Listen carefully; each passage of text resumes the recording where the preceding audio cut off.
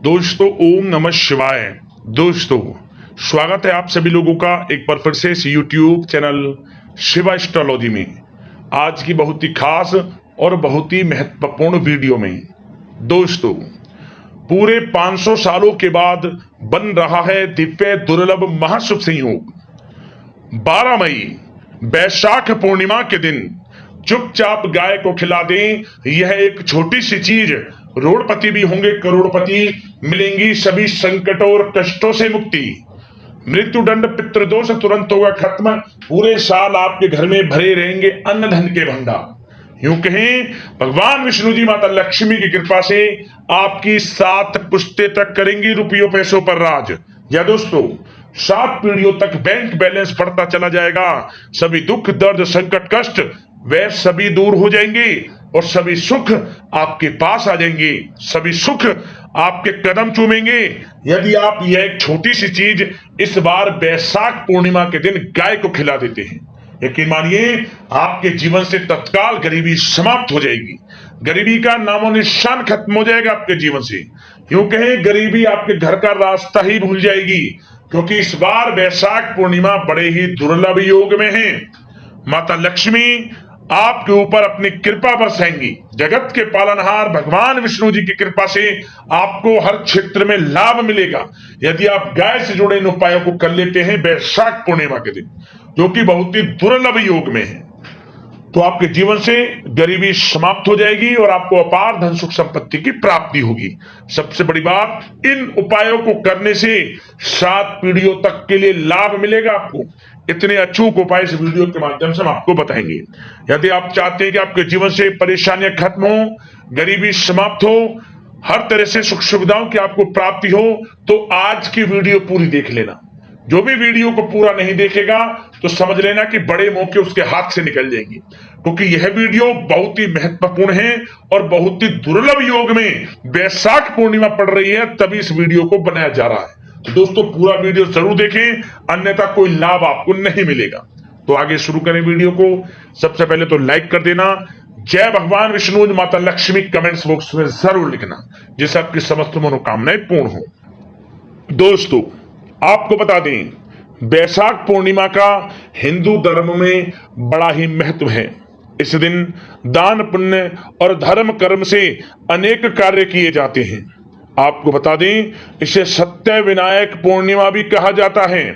वैशाख पूर्णिमा पर ही भगवान विष्णु जी के 23वां अवतार महात्मा बुद्ध के रूप में भी हुआ था। तो इसलिए बौद्ध पूर्णिमा के अनुयायी इस दिन को बड़े धूमधाम के साथ मनाते हैं। इसे बुद्ध पूर्णिमा के नाम से भी जाना जाता है। वैशाख पूर्णिमा पर व्रत और पुण्य कर्म करने से शुभ फलों की प्राप्ति होती है। इस पूर्णिमा व्रत की पूजा विधि अन्य पूर्णिमाओं व्रत के समान ही है, लेकिन इस दिन किए जाने वाले धार्मिक कर्मकांड कुछ इस प्रकार है जो हम आपको बताने वाले हैं। आपको सबसे पहले तो बता दें इस बार 12 मई 2025 दिन सोमवार को वैशाख पूर्णिमा मनाई जाएगी। या दोस्तों वैशाख पूर्णिमा के दिन प्रातः काल सूर्योदय से पूर्व किसी पवित्र नदी में स्नान करें या कुआं या बावड़ी आदि में स्नान करें। यदि स्नान पवित्र नदी में करने जाना संभव ना हो तो घर पर ही नहाने वाले पानी में गंगा जल की कुछ बूंदें डालें और घर पर ही स्नान करें। स्नान करते समय ओम नमो भगवते वासुदेवाय नमः मंत्र का स्मरण करें। आपको पवित्र नदी में स्नान के बराबर का फल प्राप्त होगा। इसके बाद भगवान सूर्यदेव के मंत्र का उच्चारण करते हुए भगवान सूर्यदेव को जल अवश्य अर्पित करें। 1 लोटा जल अवश्य अर्घ दें। स्नान के पश्चात संभव हो सके तो व्रत का संकल्प लें। फिर भगवान विष्णु जी के साथ माता लक्ष्मी का विधि विधान से पूजन करें। इस दिन धर्मराज के निमित्त जल से भरा कलश और पकवान देने से गोदान के समान का फल मिलता है। 5 या 7 जरूरतमंद व्यक्तियों को या फिर ब्राह्मणों को शक्कर के साथ तिल देने से पापों का क्षय होता है। इस दिन तिल से बने पदार्थों का दान करें। आप जो खाने के पदार्थ है उसमें तिल डालकर दान करें कुछ ना कुछ। आप इस दिन तेल के दीपक जरूर जलाएं, वो भी तिल के तेल का। तिलों का विशेष तर्पण करें, लाभ मिलेगा आपको। और इस दिन व्रत के दौरान एक समय भोजन भी अवश्य करें और पूर्णिमा के दिन एक उपाय जरूर करें आप। सबसे पहला उपाय क्या है? इस दिन आपको भगवान विष्णु जी, माता लक्ष्मी के मंत्रों का जाप जरूर करना है, इनके नाम का कीर्तन करें। और दोस्तों, शाम के समय पीपल के पेड़ के नीचे आप एक तेल का दीपक जलाएं, तिल के तेल का ध्यान रखें, तिल के तेल का दीपक पीपल के पेड़ के नीचे अवश्य अर्पित करें आप। और इस दिन अन्न धन वस्त्र जो बने दान करें, जैसा भी आपसे बने। और साथ ही साथ इस दिन आपको एक उपाय विशेष तौर पर करना चाहिए। क्या? तुलसी के पौधे के समीप एक दीपक जला दें, गाय के घी का, आटे का चौमुखी दीपक बनाकर, लाल वाले कलावे की बाती लगाकर, तुलसी के पौधे के समीप। आपके घर में तुलसी हो या किसी कारण से ना हो, आप जहां भी तुलसी हो, घर के आसपास या आसपास मंदिर हो, वहां शाम के समय दीपक जरूर जलाएं आप, आटे का बनाकर, चौमुखी, लाल वाले कलावे की बाती लगाकर, गाय का घी डालकर। देखिए कैसे माता लक्ष्मी की कृपा आपके घर परिवार पर सदैव बनी रहती है, चारों दिशाओं से लाभ मिलेगा। यह पूर्णिमा बहुत विशेष है, इस उपाय को जरूर करें। समस्त मनोकामनाएं भगवान विष्णु जी, माता लक्ष्मी आपकी पूर्ण करेंगी। अब बात करते हैं गाय से जुड़े कौन कौन से उपाय आपको इस दिन यानी वैशाख पूर्णिमा के दिन जरूर करने हैं, जिससे जीवन से परेशानियां खत्म हो, दुख दर्द संकट कष्ट दूर हो, सभी सुख सुविधाओं की आपको प्राप्ति हो और आपकी 7 पीढ़ियों तक बैंक बैलेंस बढ़ता चला जाए और हर सुख सुविधाओं की आपको प्राप्ति हो जाए। तो चलिए शुरू करते हैं, गाय से जुड़े कौन कौन से वे महत्वपूर्ण चमत्कारिक उपाय हैं। चलिए शुरू करते हैं। दोस्तों, सनातन परंपरा में गाय, गंगा और गायत्री का बहुत ज्यादा धार्मिक महत्व है। मान्यता है कि गौ माता के शरीर पर 33 कोटि देवी देवताओं का वास होता है। गौ माता की सेवा एवं पूजा करने वाले जातक पर इन सभी देवी देवताओं की कृपा बरसती है। गौ सेवा से न सिर्फ इस जन्म के बल्कि पूर्व जन्म के भी दोष दूर हो जाते हैं। प्रत्येक सुबह जब आपके घर में भोजन बनना प्रारंभ हो तो सबसे पहले बनाई गई रोटी को आप गौ माता के नाम से निकाल दें और भोजन करने से पूर्व गौ माता को इस रोटी को खिलाएं। यदि संभव हो तो काली गाय को खिलाएं। यदि काली गाय ना मिले तो सफेद गाय को भी आप खिला सकते हैं। प्रत्येक पूजा और मांगलिक कार्य में गौ माता या उनसे जुड़ी चीजें जैसे गाय का गोबर, गोमूत्र, गाय का दूध अथवा गाय के दूध से बना घी अवश्य शामिल करें। इससे आपको पुण्य फलों की प्राप्ति होगी। सनातन परंपरा के अनुसार जिस घर में गाय होती है उस घर से जुड़े सभी वास्तु दोष स्वतः ही समाप्त हो जाते हैं। किसी भी पूजा में गाय से प्राप्त पंचांगव्य युक्त पदार्थ का उपयोग अवश्य शामिल करें, क्योंकि पंचांगव्य के बिना कोई भी पूजा पाठ और हवन सफल नहीं होता। या दोस्तों, गो कृपा पाने के लिए प्रतिदिन, सप्ताह अथवा महीने में परिवार समेत एक बार गौशाला जाने का नियम जरूर बनाएं और वहां गाय को हरा चारा जरूर खिलाएं।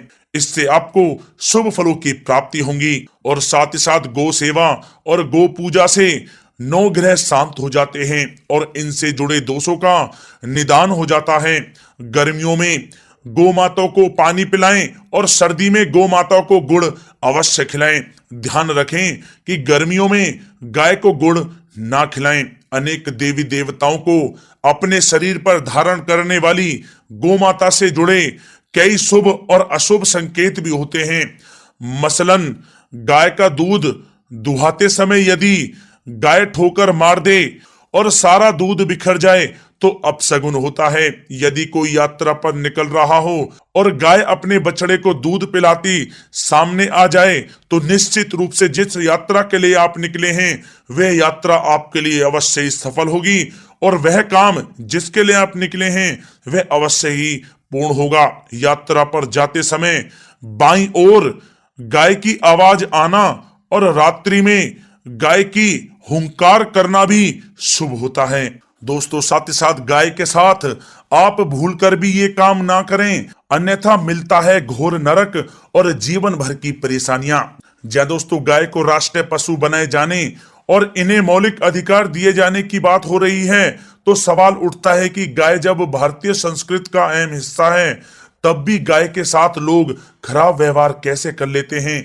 गाय दर दर भटकती रहती है, भरपेट इन्हें चारा तक लोग नहीं देते। गाय जब तक दूध देती रहती है तो उनकी सेवा होती है, और जैसे ही दूध देना बंद कर देती है तो लोग इन्हें उनकी किस्मत पर छोड़ देते हैं, सड़कों पर और गलियों में भटकने के लिए। ऐसे में गोवंशी जीवों को कोई डंडे से मारता है तो कोई उन पर पानी डाल देता है, कभी वाहनों से इन्हें ठोकर लग जाती है तो कभी बीमार होकर बेचारी ये गाय दम तोड़ देती हैं। ऐसे में जरूरत है इन बातों को जानने की कि गाय को लेकर शास्त्रों में क्या कहा गया है, गाय के साथ आपको कैसा व्यवहार करना चाहिए।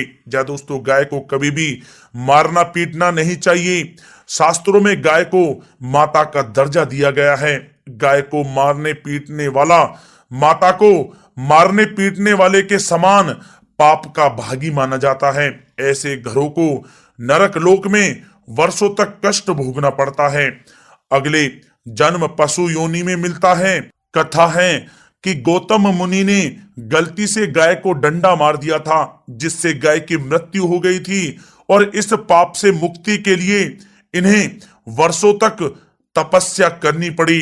भगवान श्री कृष्ण जी ने बैल स्वरूप में आए वृत्तासुर का वध कर दिया था, जिससे मुक्ति के लिए भगवान श्री कृष्ण को संपूर्ण तीर्थों को एक कुंड में बुलाना पड़ा, और इस कुंड में स्नान से वह पाप मुक्त हो गए थे। या दोस्तों, साथ ही साथ जो लोग पानी पी रही गाय को भगाते हैं, वे घोर पापी के भागी बनकर नरक भोगते हैं, ऐसा पुराणों में बताया गया है। जबकि जो लोग गाय के लिए प्याऊ और चारा घरा बनवाते हैं, वह महाभाग्यवान होते हैं। ऐसे लोग घोर पाप से मुक्त होकर स्वर्ग पा जाते हैं और बड़े ही धनवान कुल में जन्म लेकर सुख भोगते हैं। और साथ ही साथ आराम कर रही गाय को कष्ट देकर कभी भी उठाना नहीं चाहिए। कहते हैं कि जिस स्थान पर गाय बैठी है, वहां से नकारात्मक ऊर्जा समाप्त हो जाती है। गाय के बैठने की जगह को जो लोग नियमित साफ रखते हैं, वे पूर्व जन्म में किए गए जाने अनजाने में पापों से मुक्ति हो जाते हैं और गोलोक में स्थान पाते हैं। गाय को डंडा मारकर उठाना, पानी डालकर उठाने से मनुष्य पाप का भागी बनता है और अगले जन्म में उसे दर दर भटकना पड़ता है। और साथ ही साथ शास्त्रों में बताया गया है कि गाय का दूध उसके बछड़े के लिए होता है। गाय के बछड़े से बचा हुआ दूध ही मनुष्य को लेना चाहिए, लेकिन कुछ लोग एक बार गाय को दूह लेने के बाद फिर से बछड़े के लिए बचा हुआ दूध भी दूह लेते हैं। ऐसा करना घोर पाप कहा जाता है। ऐसे दूध को दुहाने वाला और ग्रहण करने वाला दोनों ही पाप के भागी बन जाते हैं। दोस्तों, साथ ही साथ शास्त्रों में कहा गया है कि गोवंश यानी गाय और बैल के पीठ पर नहीं बैठना चाहिए। इनके पीठ पर बैठने से महापाप लगता है।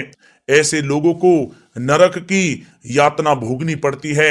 एकमात्र महादेव के अंश के उत्पन्न नंदी ही गोवंशी हैं, जिस पर स्वयं महादेव और महादेवी सवारी करती हैं, क्योंकि नंदी ने स्वयं अपनी इच्छा से महादेव की सवारी बनना स्वीकार किया था। और साथ ही साथ शास्त्रों में गाय के दान को बहुत ही महत्व दिया गया है, लेकिन ऐसी गाय का दान कभी नहीं करना चाहिए जो बूढ़ी और बीमार हो। कठोपनिषद में नचिकेता की कथा भी इस संदर्भ में है कि जिस नचिकेता ने पिता द्वारा बूढ़ी गाय को दान करने पर आपत्ति जताई थी, दूध देने वाली और बछड़े सहित जो लोग गाय का दान करते हैं, वह महान पुण्य को प्राप्त करके स्वर्ग में स्थान पाते हैं। दोस्तों, साथ ही साथ सूर्य, चंद्र, मंगल या शुक्र की युति राहु से हो तो पितृ दोष होता है।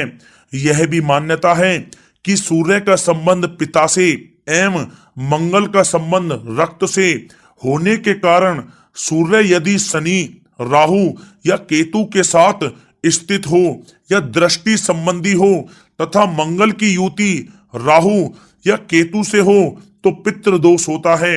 इस दोष से जीवन संघर्ष में बन जाता है। यदि पितृदोष हो तो गाय को प्रतिदिन या किसी भी एकादशी को या किसी पूर्णिमा के दिन या अमावस्या को रोटी, गुड़, चारा आदि खिलाने से पितृदोष समाप्त हो जाता है। साथ ही साथ देसी गाय की पीठ पर जो ककुद कुबड़ होता है वह बृहस्पति गुरु हैं। अतः जन्म पत्री में यदि बृहस्पति अपनी नीच राशि मकर में हो या अशुभ स्थिति में हो तो देसी गाय के इस बृहस्पति भाग एवं शिवलिंग रूपी कुबड़ के दर्शन करने चाहिए। गुड़ तथा चने की दाल रखकर गाय को रोटी भी दें, इससे आपको शुभ फलों की प्राप्ति होगी। और साथ ही साथ यदि आप रास्ते में जा रहे हों और सामने से गौ माता आती हुई दिखाई दें तो गौ माता को आप अपनी दाहिनी ओर से जाने देना चाहिए, आपकी यात्रा अवश्य ही सफल होगी। और साथ ही साथ यह संकेत भी जान लें, यदि आप यात्रा पर जा रहे हैं और सामने आपके गाय पड़ जाए अथवा अपने बछड़े को दूध पिलाती हुई सामने गाय दिखाई दे जाए तो समझ जाना कि वह यात्रा आपके लिए अवश्य ही सफल होगी। और साथ ही साथ जिस घर में गाय होती है उसमें वास्तु दोष स्वतः ही समाप्त हो जाता है। और साथ ही साथ आपको बता दें कि गाय को आप जो भी रोटी बनाएं प्रतिदिन ताजी रोटी ही बनाएं। गाय को अगर आपने रोटी बनाई है तो कोशिश करें कि उस रोटी को आप तुरंत ही गाय को दे दें। अगर आप उस रोटी को रख देंगे और उस रोटी को अगले दिन देंगे तो वह रोटी बासी मानी जाएगी। गाय को कभी भी बासी रोटी ना दें, इससे घर में नकारात्मक ऊर्जा वास करती है और जो भी कार्य आपके बनने वाले होंगे वह कार्य भी आपके बिल्कुल भी नहीं बनेंगे। इससे आपके घर में हमेशा दरिद्रता का वास रहेगा और आप जिस भी कार्य को करेंगे उस कार्य में आपको हमेशा असफलता ही हाथ लगेगी। इसलिए कोशिश करें गाय को रोजाना ताजी रोटी बनाकर खिलाएं और रोटी को बिल्कुल ना रखें, बासी रोटी गाय को ना दें। और साथ ही साथ सड़ी गली चीजें गाय को नहीं खिलानी चाहिए कि घर में कोई फल है, कोई सब्जी है, सड़ जाए तो लोग क्या करते हैं गाय को खिला देते हैं। नहीं, ऐसा नहीं करना चाहिए। ऐसा करने से यदि आप गाय को खिलाते हैं तो और आप पाप के भागी बन जाते हैं। आप बिल्कुल भी सड़ी गली चीजें गाय को ना खिलाएं। और साथ ही साथ आप आटे की 11 लोइयां बनाकर उनके ऊपर हल्दी लगाएं। इसके बाद आप उन 11 लोइयों को एक एक करके गाय को खिलाएं। प्रत्येक लोई को खिलाते समय गाय के सींगों पर आप हाथ फेरें, पीठ पर हाथ फेरें, मस्तक पर हाथ फेरें, माता गाय के आप चरणों के स्पर्श करें। जहां दोस्तों ऐसा करने से आपके समस्त कार्य बनने लगेंगे। जो दुख का समय चल रहा है वह भी समाप्त होगा। आपके जीवन में खुशियां खुशियां होंगी। और एक बार आप 7 बार गाय की परिक्रमा भी कर लें तो आपके समस्त कार्य पूर्ण होंगे। और साथ ही साथ आप गाय को जब भी रोटी दें, रोटी पर या तो आप थोड़ी हल्दी लगा लें या थोड़ा गुड़ रख लें। अगर गुड़ ना हो तो आप थोड़ा मिश्री रख सकते हैं, थोड़ा घी रख सकते हैं। या दोस्तों गाय को कभी भी सूखी रोटी ना खिलाएं। सूखी का मतलब गाय की जो रोटी रखें खिलाएं उस पर कुछ ना कुछ रख कर खिलाएं। हल्दी रख लें, गुड़ रख लें, मिश्री, घी या जो भी रख लें, मतलब खाली रोटी नहीं खिलानी है। ध्यान इस बात का रखें, जब भी आपको शुभ फलों की प्राप्ति होगी। जी हाँ दोस्तों, ये थे गाय से जुड़े कुछ महत्वपूर्ण उपाय, कुछ बातें जिन्हें आपको ध्यान में जरूर रखना चाहिए। जी दोस्तों, वीडियो अच्छी लगी हो तो वीडियो को लाइक करें, ज्यादा से ज्यादा अपने दोस्तों में शेयर करें, चैनल पर नए तो सब्सक्राइब करें। जय गौ माता।